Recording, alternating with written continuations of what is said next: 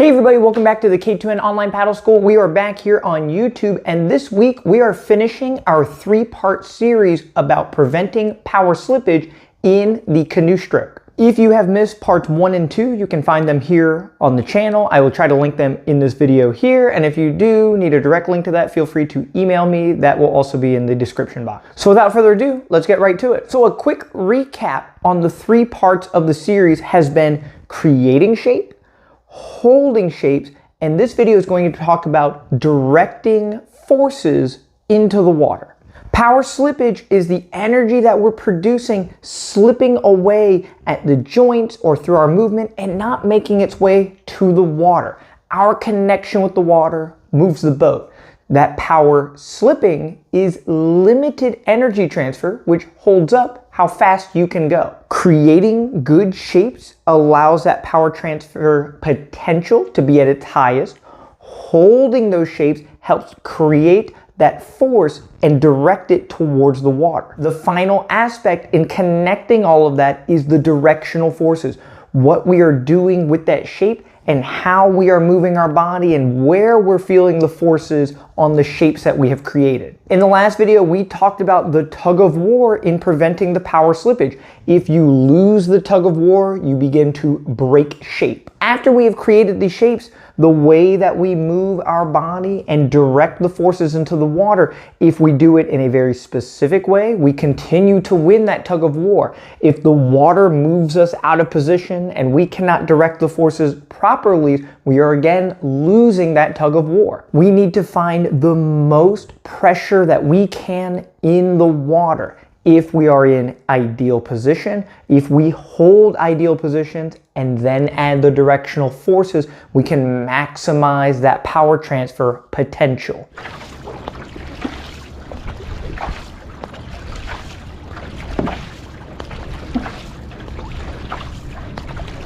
On the K2NOnlinePaddleSchool.com, we have 50 plus videos about the Outrigger Canoe forward stroke.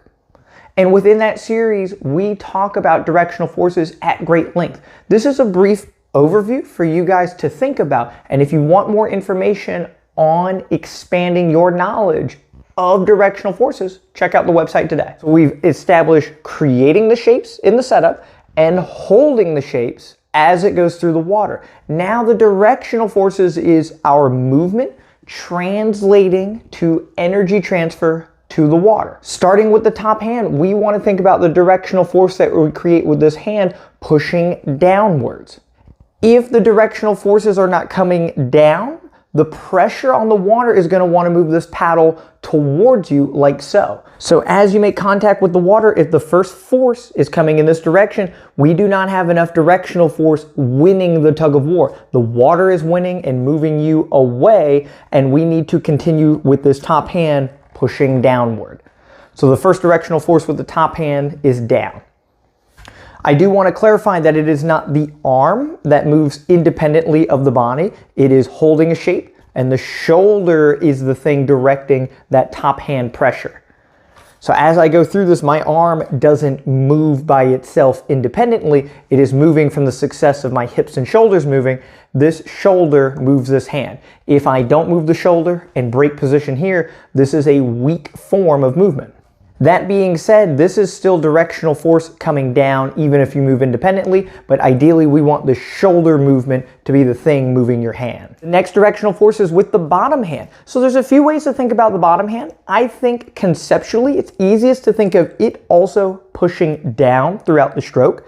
Keeping this lever longer ensures our power triangle stays wider for longer throughout the stroke, which increases our leverages and allows us to hold that shape for longer. Pushing down with both the top hand and bottom hand is easy for your brain to think about. If these two things are doing different movements, right, it's hard to concentrate on that. Both hands driving down is very simple in nature. As the bottom hand is pushing down and directing those forces, it is helping the top hand drive down to win the tug of war. We're putting our body weight onto the paddle. We are also keeping this longer lever, which gives us more leverage. The more pressure that we can put in the spot, the faster the canoe moves here, right? So both hands driving down is the simplest way to think of this bottom hand interaction with directional forces.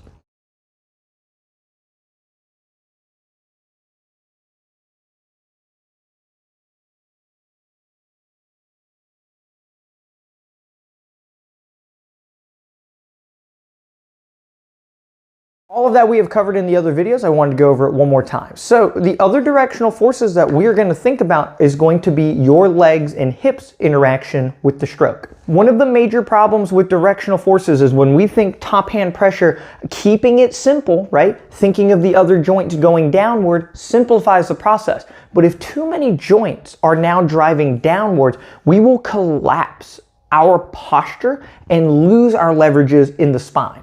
What I mean by that is top hand is driving down, bottom hand is driving down, but let's say my shoulders, thoracic, and hips all also drive down.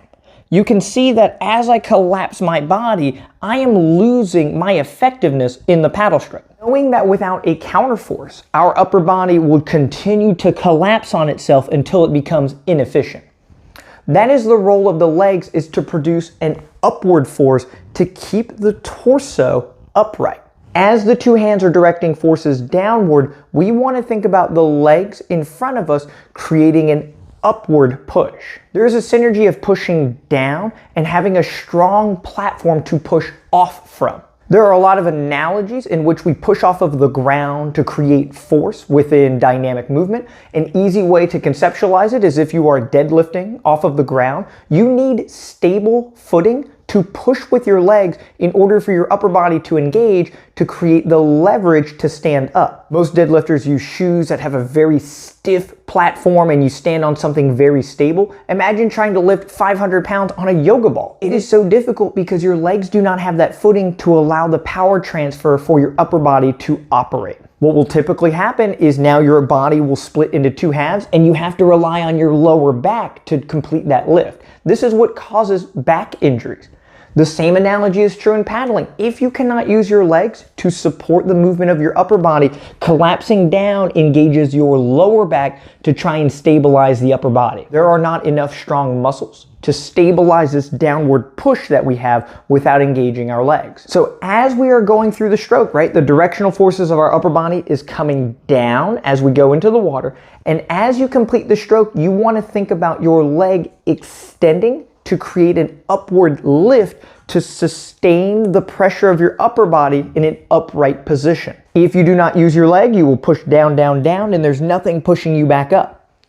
Pushing off of that quadricep and pushing off of the leg allows that body to come up as you complete the stroke.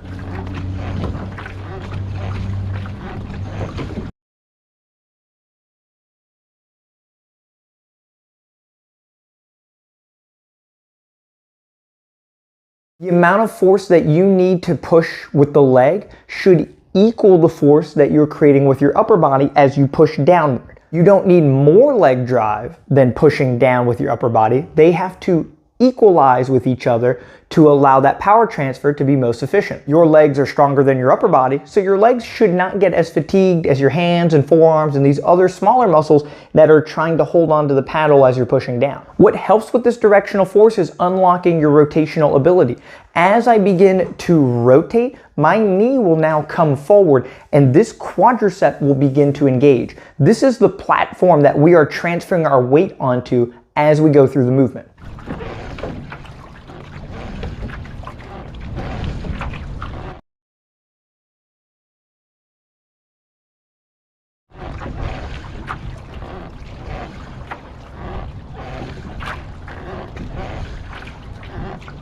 This is akin to stepping up onto like a box with a single leg. You put one leg up, you transfer your weight forward until your quadricep begins to engage and the weight transfers to that leg. This is what we're looking to do in the seated position.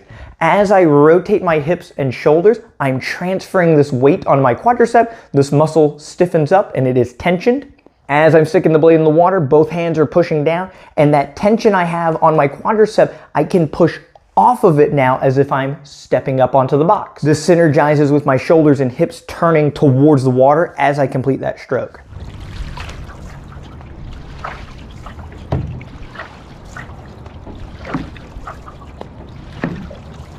Looking at that at the side, this hip comes forward, shoulder comes forward, this knee comes forward. All these joints have now moved forward on this side, and I have a ton of tension on this right quadricep.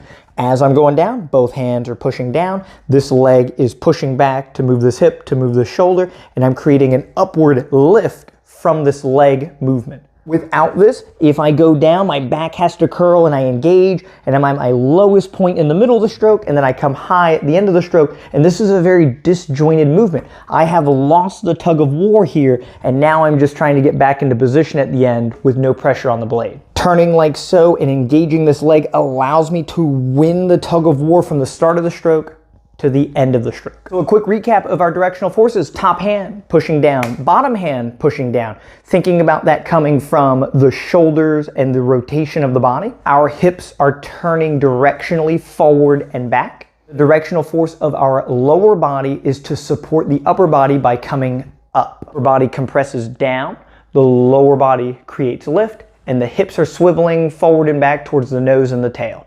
Combining that with being in excellent leverage position, holding position throughout the stroke, and putting those directional forces all together now paints a clear picture of what it takes to take a competent stroke that produces a lot of energy efficiently. So that's a lot to unpack with this series. I hope that general information helps you all. Again, if you need more in-depth information about the body position, directional forces, and all the aspects to be successful in the forward stroke, check out the K2NOnlinePaddleSchool.com today. We offer video reviews, on the water training plans, as well as all of the technique videos that you need. That includes training off of the water, and all these pieces together ensure that you get better over time, which is my goal. Thank you guys so much for checking out the video and supporting the YouTube channel. If you have not subscribed today, please remember to hit that subscribe button so you can see these videos the day that we post them. If you have any questions that are paddle related, please email me or use the live chat function on the website 24/7. I will get back to you in a freaky fast amount of time. I enjoy interacting with the community at large. So if you have any questions, if you want to be part of the online school and need more information, anything at all, please reach out. I'm here to help you guys 24/7. We are going to redo this entire series from the perspective of the wing blade paddle for surf ski and kayak in the following 3 weeks. Thank you again. We'll see you then.